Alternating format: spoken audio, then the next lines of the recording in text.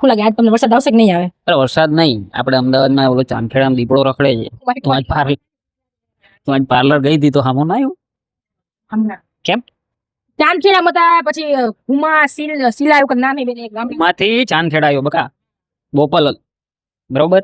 આ દીપડો એ ક્યાં આટા મારશે, ઓલી અટાણે બધા ઇન્સ્ટાગ્રામ રીલ બનાવી દે મ્યુઝિક પર. હવે એ કહે આ જઈને પછી ગાંધીનગર પાછું જતું રહેવું એમ એ દોરાયો રીલ બનાવી એમ માણસો ને મસ્તી કરવાનો. જેથી ખામી આવ્યો ને તેથી બોલવા દેવાય નહીં રહેતો એ. એમ તારી સામે આવશે તો હું શું કરીશ? ભાગવાનું ઓછી પૂછે.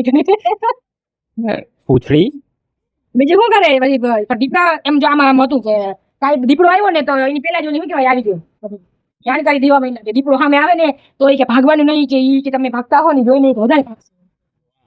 આ સલાહ દેતા હોય ને ઓલા ન્યૂઝ વાળા એની એ બધા ઓલા પગલા પડેલા હોય ને એમ બતાવીને કહે કે જો અહીંયા એના પગલા છે, અહીંયા આવ્યો હતો દીપડો, એવું બધું બરાબર. હવે અહીંયા સામે દીપડો આવે તો કોઈ એવી સલાહ માનવાની, એ બધા ભાગવાના જ હોય ને ભલામણ. હવે બધા એમ કહે જંગલી એવું પ્રાણી આવે છે પણ ધ્યાન રાખજો ગાઈસ, અમદાવાદના હોય કેમ કે અહીંયા દીપડો આપણા દેશમાં પધાર કે આપણા શહેરમાં પધાર્યો હોય તો હવે એનું કોઈ ભોજન બનતા નહીં. એ વિચારતો છો દીપડો, મને એવું લાગે દીપડો યાર જંગલમાંથી ક્યાં કાળા માથા વાળા આવી જાય, મેં નહીં કોઈ સિંહ ઓલા દેખાતા કોઈ હરણ કે એવું બધું, એને બિચારાને ભૂખ લાગી હશે તો એ હું ગોતતો હશે. એ કૂતરા જોઈને એ કંટાળી ગયો છે, હરણ કઈ નથી દેખાતા. મને એવું લાગે ઓલો હા ને આપણે જે પ્રાણી સંગ્રહ એમાંથી છૂટો પડી ગયો લાગે છે, રાસાદ આવી ગયો દીપડો. એ તે તું એને પૂછતો ખબર પડે. સારું ચલો ભાઈ, તમને દીપડો દેખાય તો તમે કહેજો, ને ધ્યાન રાખજો. બાકી આ માનસી ભાગ છે ઉછીડી ઊંચી કરીને, મને એ સોલ્યુશન નથી લાગતું. બરાબર ભાઈ, આ છે બકારો ભાઈ, શાકભાજી બકલા અહીંયા સમજી નહીં. હા, અમદાવાદમાં ભાઈ છે ને બકાલ ગયો તો એને કાંઈ કહેવાય એ વળી ભાઈ, તમને ના ખબર પડે તો અમે ઘણા બદલવાના. શાકભાજી છે, પ્યોર શાકભાજી અમદાવાદી. આપણે તો બધા બકાલું જ કહેવાના ને. શું બનાવ્યું માનસી ત્યાં આજે? શું બનાવ્યું?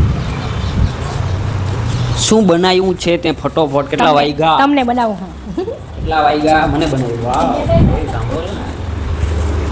દેખો કેટલા પટાકેદાર મસ્ત શાક.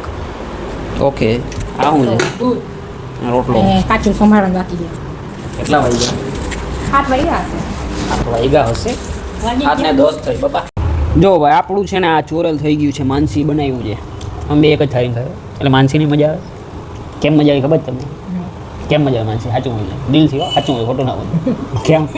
પ્રેમી આપણે એટલે બીજા એ તારી હા હા, એટલે એક જ થાળીમાં ખવડાવે છે કારણ કે એને ધોવા ના પડે, ડીશ ના ધોવી પડે ને, એટલે એક ડીશમાં છે ને મારું કાંઈ નહીં બની જાય બરોબર.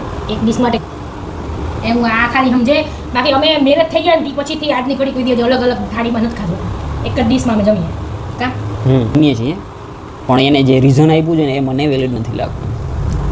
આ કે જેવા બસ ગમે એમાં કાઢતા હોય છે કેમ કામ એક થાળીમાં કાંઈ શું બોલી જવાનું, એક થાળી ધોવામાં. કાલ તો અલગ થાળી લઈશ, જોવા કાલ તમને વિડીયો બતાવે અલગ થાળી લઈને. પાકું? અલગ ડીશમાં ને? અલગ જ ડીશમાં કાલે અલગ ડીશમાં એક દિવસ જ મળશે, પછી નેક્સ્ટ ડે સેમ. હું નેક્સ્ટ ડે એના પછીના વિડીયો બતાવીશ. તમને ના ગમતું મારી ભેગું ખાવામાં, તો મને જરાય નથી ગમતું તમારે ભેગું ખાવામાં. વાવ, એ ક્યાં સુન લીધા.